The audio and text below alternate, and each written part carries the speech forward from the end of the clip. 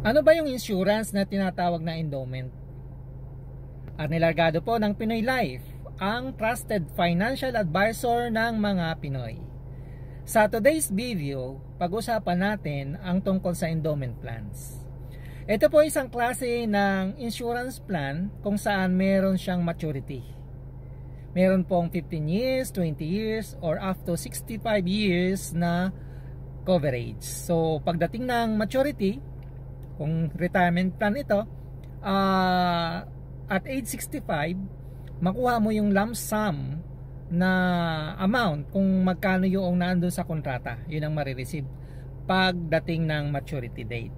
Yan po ay endowment.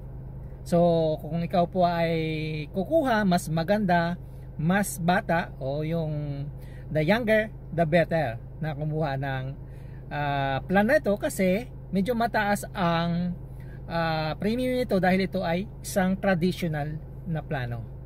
Okay po. So kung ikaw po ay wala pang retirement plan, call me, message me, pag-usapan po natin at pag-uusapan natin in detail ang endowment plan. Maraming salamat po. Kung hindi ka pa nakasubscribe, hindi ka pa nakapollow, follow and share this video. God bless. Bye.